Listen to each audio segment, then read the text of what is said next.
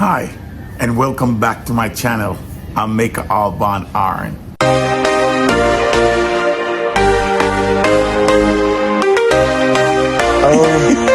a all the way.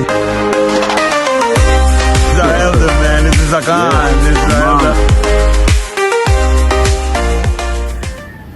I can't tell you how much I hated to hear everything happens for a reason. Oh, I despise hearing those words. Who came up with that anyway? Where did my grandparents and their parents before them get this information? Is it written in the Bible? Is it Torah? Is it Iota? Is any of the prophets ever said that everything happens for a reason? Where did I get that saying? I gotta look that up. Can somebody look that up and comment to me where that saying come from? Everything happens for a reason. We take that as gospel, as if it's some ancient traditions that has been coming true for people over the centuries. Everything happens for a reason. I despise that. I had despised it so much. Even my wife have that saying, and whenever something happens, in her attempt to encourage me, she would say, my grandmother used to say, every disappointment carry a cause, or everything happened for a reason. And I tell you, I despise it so much that it became a crutch for me.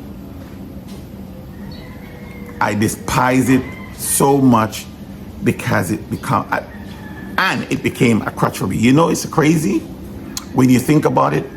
Whatever you despise, you automatically become that thing, because it rents room in your goddamn head. It rents room in your subconscious mind, and your subconscious mind doesn't care what you plant in it, because your subconscious mind doesn't know good nor evil. It can't differentiate the difference between good and evil. It cannot differentiate the difference between right or wrong, high or low. All your subconscious can do is grow whatever you plant in it. That's why you have to be careful how you're thinking, because so a man thinketh, so is the man.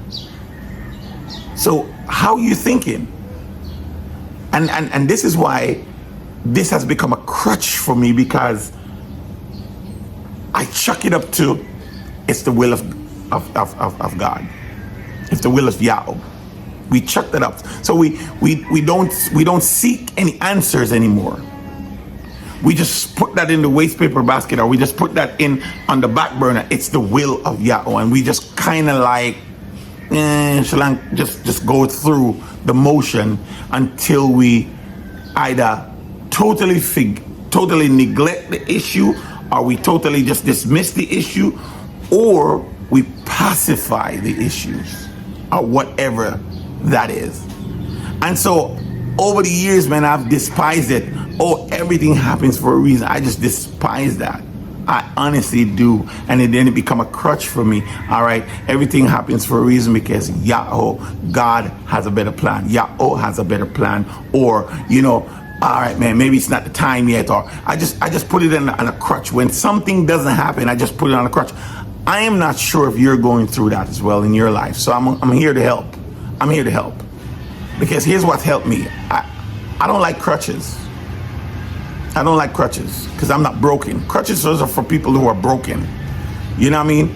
When I hurt my knees, I couldn't go up the stairs. I needed crutches. You know what I mean? Crutches are for broken people. So I don't like crutches. Right? I like to know. I like the answers. I like to manifest and execute. And that's what I'm about. I like to get shit done, man.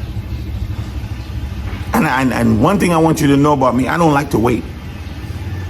I don't like to wait. And it's not because I'm impatient. I'm not impatient. I just don't like to wait. And I have to bring that, I have to acknowledge that to myself. I do not like to wait. And so instead of using that as a crutch, weight as a crutch, what I do is I just simply says, for me, and plant this in my mind and my subconscious mind, I wait for nothing that's not in my control. I wait on nothing, I wait for nothing that's in my control. Does that mean that I can't have delayed gratitude, or does it mean that I can't wait on something or hold off on something? That's not what I'm saying. I'm telling you, I don't wait for nothing that's in my control. Because if it's in my control, that means I can act. And let me tell you something. Faith without action is really dead. It's really dead, because we chucked up to this belief, understanding, like, you know, I believe, and that's it. But guess what? Your belief is a living word. To believe is already an action in your mind. Something is played in your imagination. You accept something in your imagination, in your subconscious mind. In your mind, you've already accepted something as true or not true. And then we left it there. But then that belief or that action has to play out in real life. Because how can you really believe if you don't see? How can you really believe if you don't see it, if it's not manifested? That's what I'm talking about. So now here's the clincher for me. Here's how I solve that problem and no longer stay on that crutch. Here is how I walk in this understanding. And I said that to my daughter Hannah Yao today. You find ways to edify and to put yourself in a place where you can take actions. Because sometimes in life, you know, you have to wait. Sometimes in life you have to sit back and watch. And I love to sit back and watch. When I pray to the Creator, Yahweh, I pray with expectations. And I have expectations in my heart, and I have expectations in my mind. After all, he said I must be converted and become like a little child. And if I'm not like a little child, I can't enter the kingdom. So guess what? The Creator used the Son of Man to teach us that. And so when I look at a little child, I raised 7 children. So when I look at a little child and how they behave, they have a certain confidence in our ability to protect them, in our ability to provide for them, in our ability to grant their requests or needs. They have a certain expectation. It's innate in them. Who give them? When they talk to us, when they ask us for stuff, they don't give us reasons.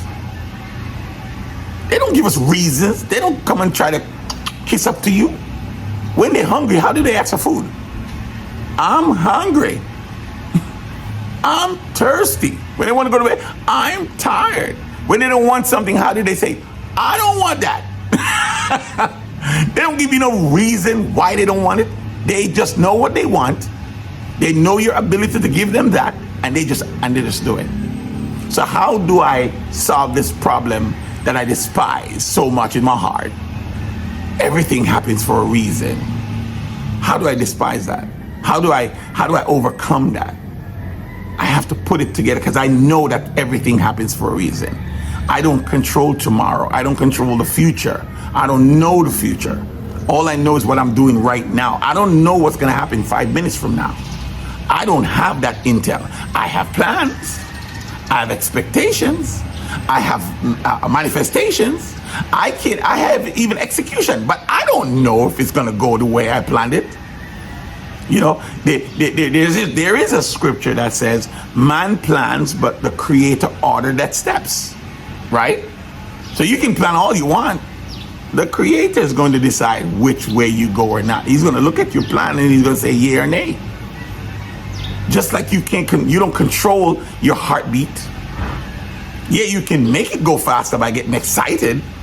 You can even, with some training, you can slow down your heartbeat. Right? But you can't stop that bad boy. And you know, Because guess what? Without the help of technology, you yourself can just decide to stop your heart like, boop, for an hour or two and then start it back. Just like you have no idea what happens when you go to sleep. No idea. You have absolutely no control over that 3 hours, 4 hours, 5 hours, 6, 7, 8 hours of sleep that you get when you hit that pillow, when you hit that bed, or wherever you lay your head to sleep. You have no control over what happened during that time. That's dead air for you. Yet your mind shuts down, but you can dream. Your senses lock off, your hearing lock off, right? But you can see in your imagination when you dream, right? But all these senses shut down, and you have no idea. In other words, what I'm saying is that you have absolutely no control over that. So, how do I get off the crutch? I know that everything that happened is for a cause. I know it.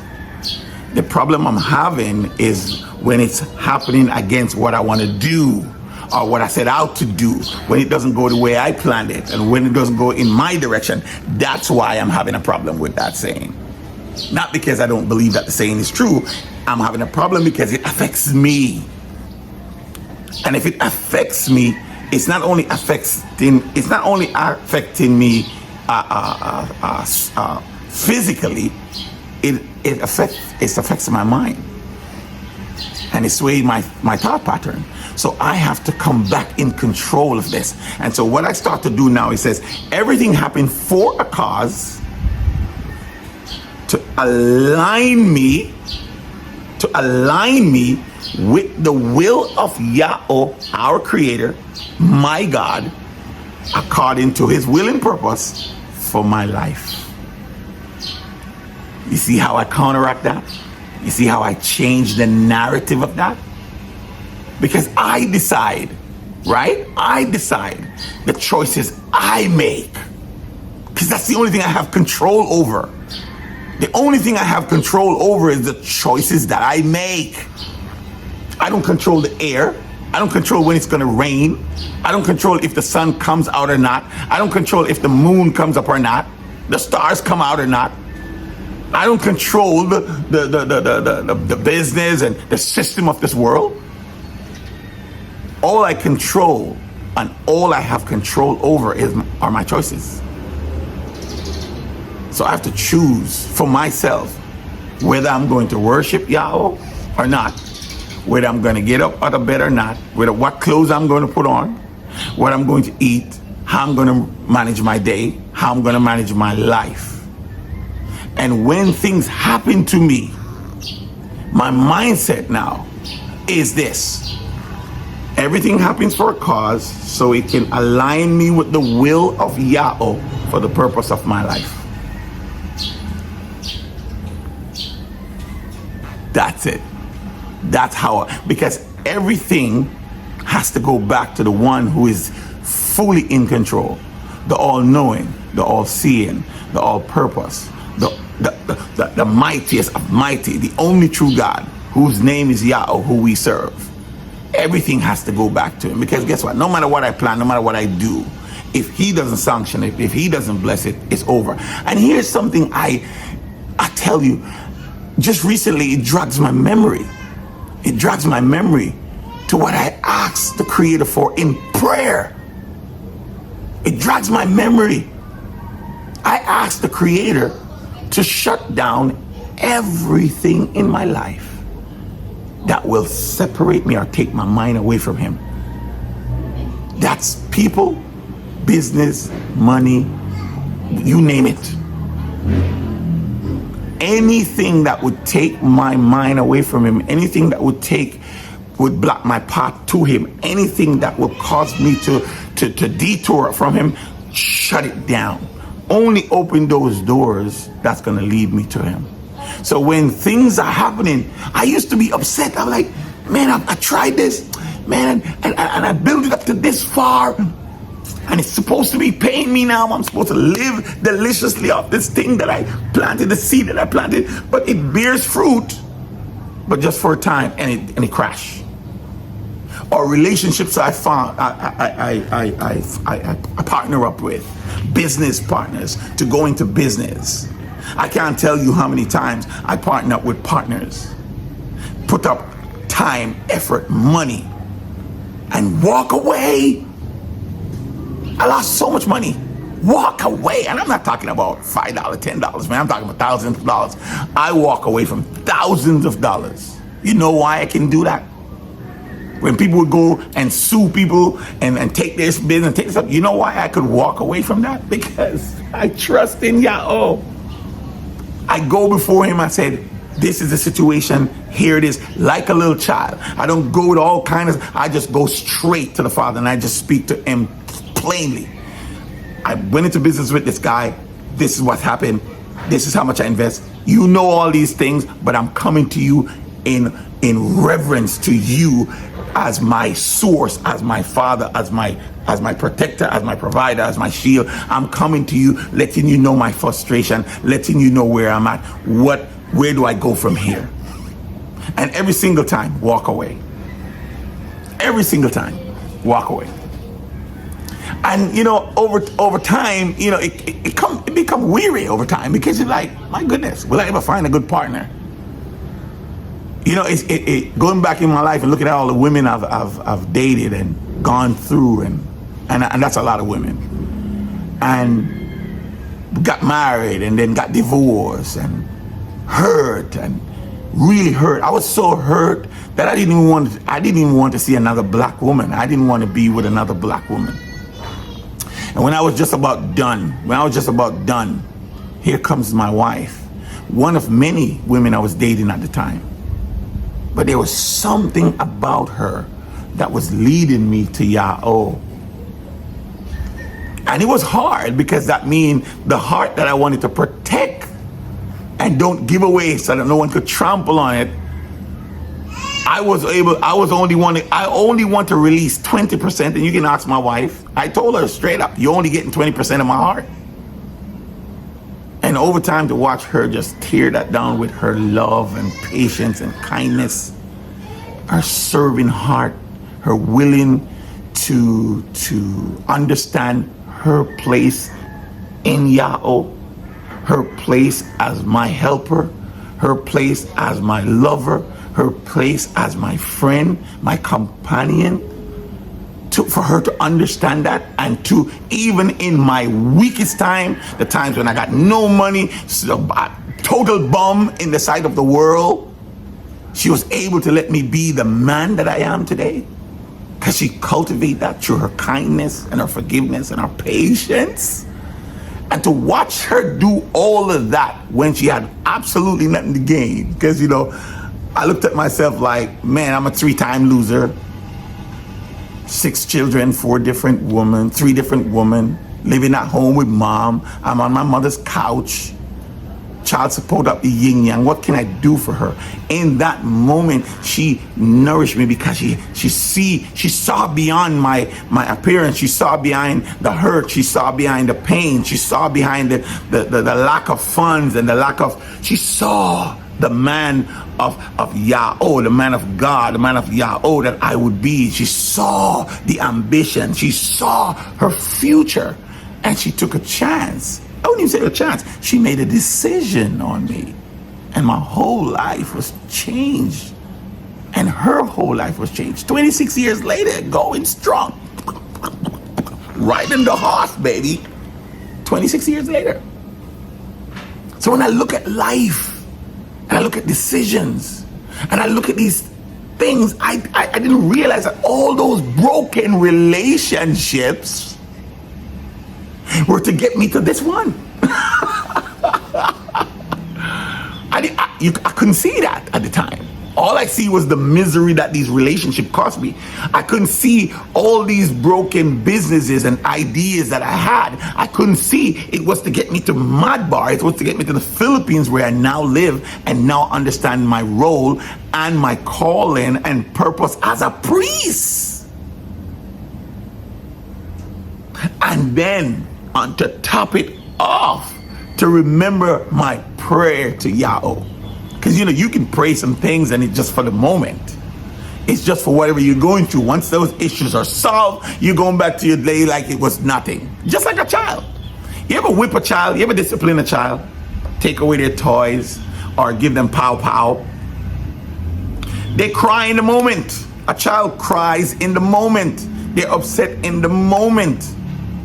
After the punishment and after everything, and you pull them back in and you hold them, is as if they never gets the punishment. And watch this.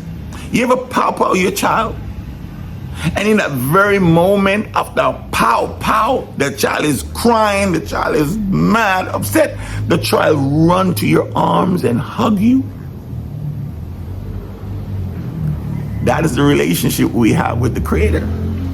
And that's the relationship that I have with the understanding of who I am relative to the source. He is my source. And I'm not afraid of anything. I'm not afraid of anything, man. People look at me and they say, oh, you're rich. Yes, I am rich. I am rich because I know Yahweh. People look at me and say, you're wealthy. I said, yeah, I am wealthy because I know Yahweh. People look at me and say, you're always happy, man. You're always full of joy and energy. What do you think? It's a gift from Yahweh. I have my family that I have, my wife and my daughter is here with me because they're a gift from Yahweh. I got special people in my life that love me and care about me in spite of knowing me, because they're a gift in my life. I have a relationship, long-lasting relationship, bond, covenant relationship with brothers here because they're a gift from Yahweh. I'm part of a nation, born of the blood covenant of the Creator right here in Madbar. And out of the 8 billion people on this planet, He chose me and my family to be here. Come on now. Here in the Philippines, you think I would have come to the Philippines on my own? I probably wouldn't. I probably wouldn't have come to the Philippines on my own. But when the Creator says this is the wilderness that He has called us to be in, when He shared His name to us through a ravenous bird, His prophet, and when the prophet teaches us that this is the place He selected where His name was resurrected. There's no other name given by which you must be saved. Someone told you it's the J person. I'm telling you it's not. It could not be Jesus. It could not be that, because there was no letter J before the year 1524. Therefore, there was no name Jesus before that day. So how can the name Jesus be the name given? Where did Jesus come from? Where did Jehovah come from? So when you really look at the historical facts and evidence, his name is not Jesus and He's not white. But we've been fed all these lies for so long. And I know that might hurt you because you're probably calling on that name right now. But let me say something before you get hurt and click off my channel. I've called on that name for 50 plus years. I sing songs, write songs, preach, baptize people in my pool, give away my clothes so people can come to church, give away my car so people can have cars to drive around. Man, I can tell you a story. Put people in my home so that they can have a home to live, help them get back on their feet, take the ministry to the road, feed the hunger, baptizing people left and right in the sea, in the rivers, in the pool. Man, preaching, singing, Bible talk, ministry, children ministry, personal I can go on and on. I gave 20% of my income to the church as tithe, and another 5, 10, 15%. Not only that, but doing that on one income. That was one income. I was the sole provider for my family. I gave in 20% to the church, plus tithes and offering, plus offerings, plus supporting my own personal ministry, plus giving money and buying food from that one income to people everywhere. Go into the closet and get my best suit and my best shoes and give to people. We have 2 cars. One I have, my wife have one. Gave away that car so that family could have a car so they can move around, so they can work. and my wife had to drive me to work for 6 months and pick me back up on top of everything else that she had to do. You can't tell me about Christianity. I was born in and bred in it. And that's why I know it's wrong. That's why I know it's not true. That's why I know that Christianity is not following the Bible that they carry every day to church. They don't know the Bible. And that what that tells me is that they don't know the God of that Bible they claim to carry every Sunday and every Saturday to church. And they're not reading it. And if you look at it, you know, I remember in church when the projector came into the church. I remember when the projector started coming into church. And people were so happy to be able to look up and read the hymns, because they used to, that's how it started. They used to put the hymns on the board, and people were singing the hymns. And people thought it was so cool because they don't have to look down on the fine words anymore. And I knew right there something is wrong. And they were reading the hymns, and if you sing the songs on the screen, you don't have the musical notes, so you don't know when to go up, you don't know when to go down. You know, all of these things, you don't know when to crescendo, you don't know when to stop, you don't know nothing. You don't know your parts. If you sing tenor, alto, sopranos, everybody just sing flat melody, right? And what that does, what the design of that was to get the book out of your hand. You see, you get the hymnal out of your hand, because the hymnal was almost a carbon copy of the word of the Bible. So they first take the hymnals out of your hands, right? And then they start putting scriptures on the board, PowerPoints on the board, and you just, you know, your senses just got woo, because you used to watching cartoons, you used to watching TV, you watch TV for 2 hours and stuff like that. So when they start to do that in the church, you just feel comfortable. And guess what? They took the Bibles out of your hands. And that was the plan, to get the Bibles and the hymnal out of your hands. So now people are going to church without Bibles and without hymnals. They're not reading it. And you go right now, look at your Bible. It's probably in one part of the cupboard in your house, somewhere full with dust. Blow the dust off. Open the page. And so people go to church now, they don't have a Bible. Because people go to church now with their phones in their hands, right? And their Bible's on their phone. And they click in their phone. But I can tell you, I know because I've done it, you're not looking at the Bible all the time. You're clicking around on Facebook. You probably have 2, 4, 5 screens open. You're looking at Facebook. You're looking at your business. You're looking at your business transaction. You're looking at this. You're looking at your email. And you're going back to the Bible. You're not paying attention. And so those phones become a distraction. I mean, yeah, I want you to do something. Next time you go out, take your wife out, take your family out, and to anywhere, restaurant, wherever. Just take your family, but go to a restaurant. But don't bring the phones in the restaurant. Leave all your phones in the car. Okay, that time is the time for your family. And while you place your order and get your drinks and everything, before the food come, I want you to just look around in the restaurant. You're gonna be amazed. You will see a couple over there. You think they're holding hands and talk and look into each other's eyes. No, they're not. They're on their phone. But look, the kids. The entertainment for the children today is the phones and the iPods. So who's teaching our children? The system is teaching your children. The system. We don't spend time having conversation. You know what I mean? And even in our homes, where do you eat your food most of the time?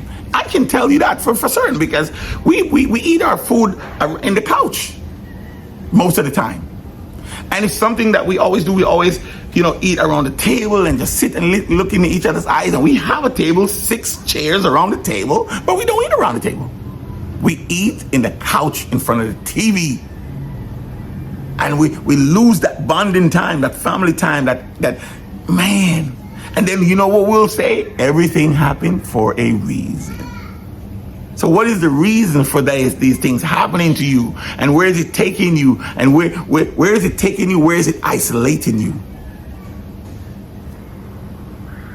I hope this is helping somebody today, man. Because, you know, my purpose for being here in the Philippines is to be a priest. Is to understand my role in this kingdom. I'm a priest of Yahweh. born from the tribe of Loe, aka Levite, Levi, of the son of Aaron, a priest unto Yahweh. And that's my purpose here. And the Philippines is a place that the Creator chose to bring us. This place have not enslaved the people of God. This place have not confederate against the people of the Creator.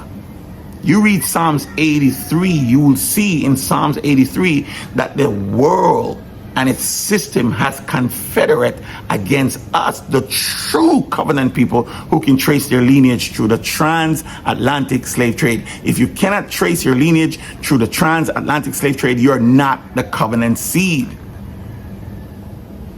But if you notice in the wilderness, not everyone who can trace their lineage through the transatlantic slave trade is here, because they're disobedient. Only a remnant shall be saved. And I know some of you might be thinking, you're waiting for this miracle for the cloud to open and the rapture and go back to heaven, but you don't realize there's no such thing. It's never going to happen. Because the righteous is not designed by the Creator to live in heaven. We're designed to live on earth. Heaven is coming to earth. The Creator is coming to earth. You prayed all the time. You just don't understand that you're doing it. Your will be done. Your kingdom come. Your will be done on earth as it is in heaven. Heaven is not in trouble. Earth is. Heaven is not running under the system of gods and a system that's gone away from the Creator. Earth is. Heaven is in total submission and total obedience to the Creator. Earth is the problem. So he's coming here to destroy this place. Yes, he's coming here to destroy this place. He's going to turn this system upside down. He's going to turn these kingdoms upside down. Look at his words. He said it. And it's only those who are the obedient of Yahweh to love his name, to keep his Shabbat. And his Shabbat is not Friday sundown to Saturday sundown.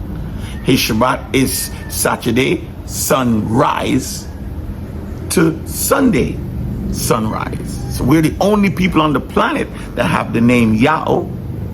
We're the only people on the planet that have the mark or sign or sealed, not only of the Shabbat set apart day unto Yahweh, because we're set apart people unto him.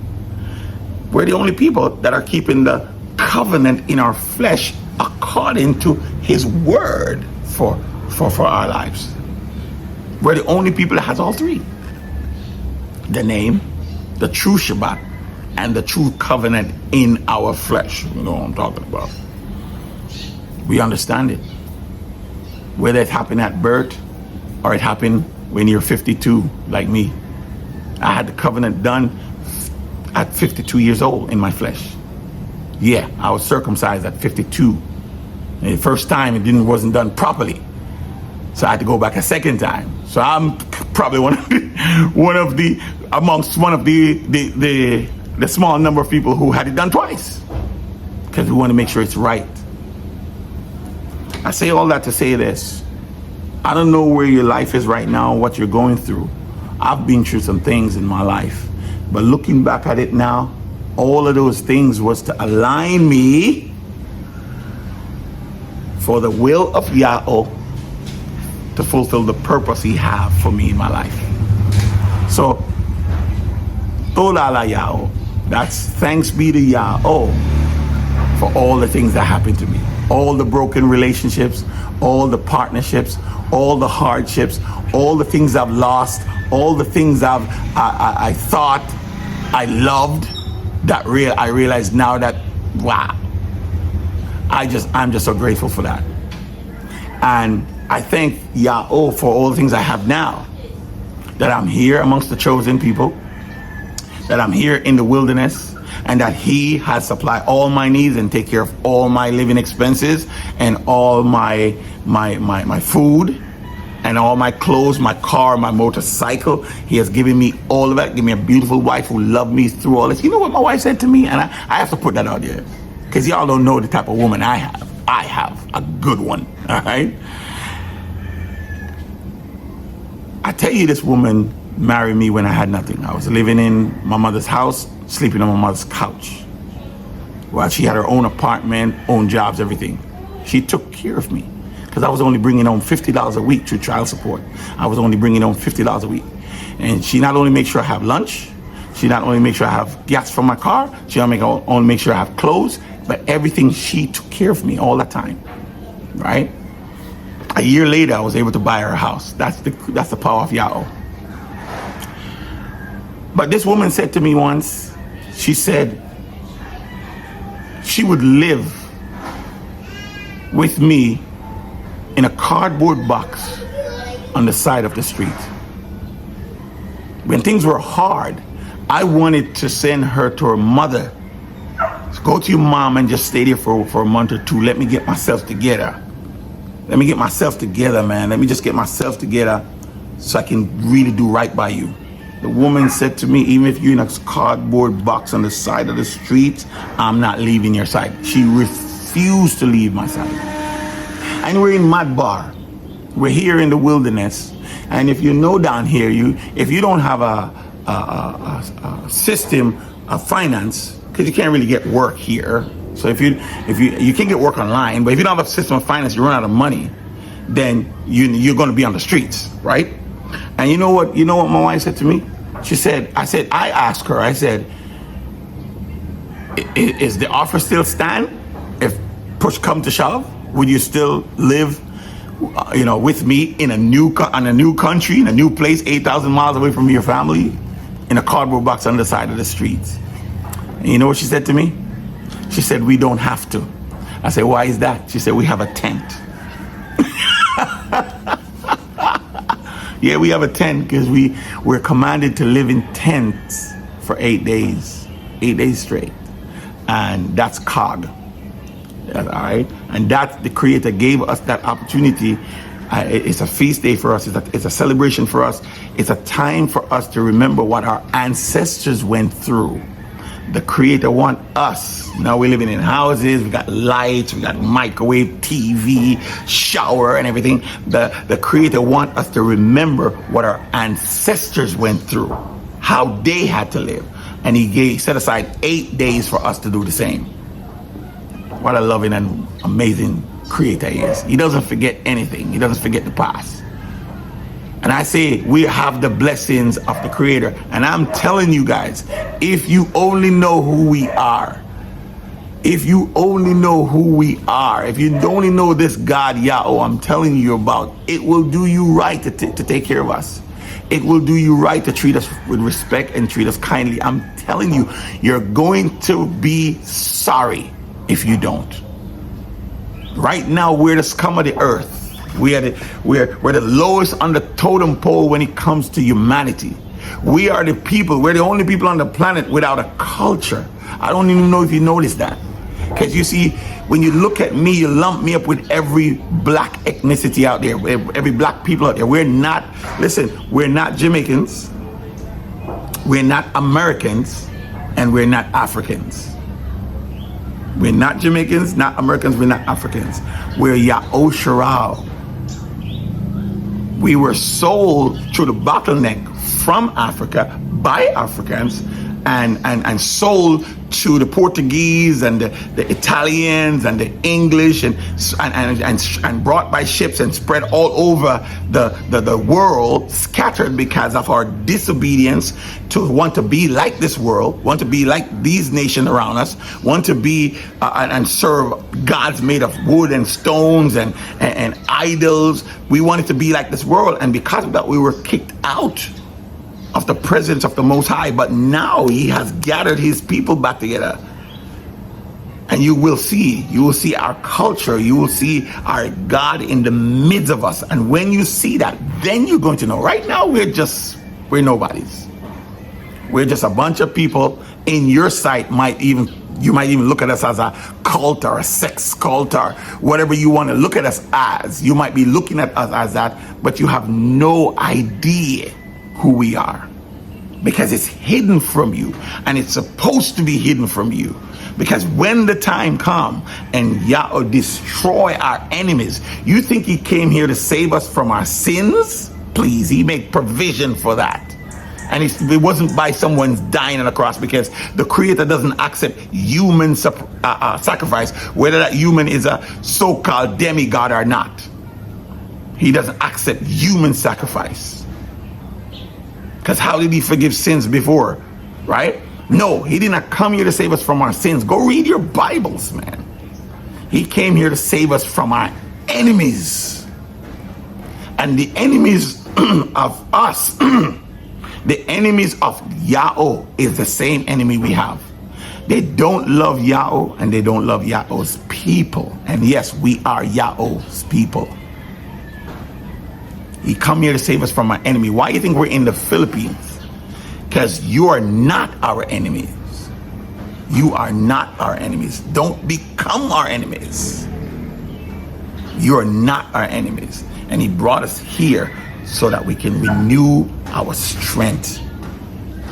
But that day will not come until Babal has fallen. There's a rock coming from the heavens, and it's going to hit the prominent superpower of this world. And when that day comes, you will remember these words.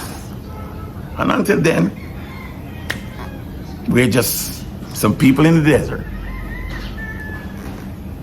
and whatever you want to call us. I hope this helped you. Turn your failures into victories.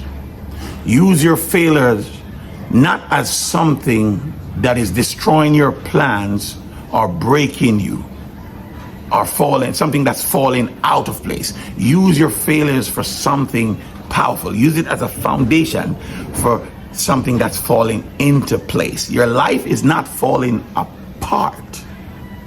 It's falling into place. Until next time, I'll make all bon Aaron. Shalom.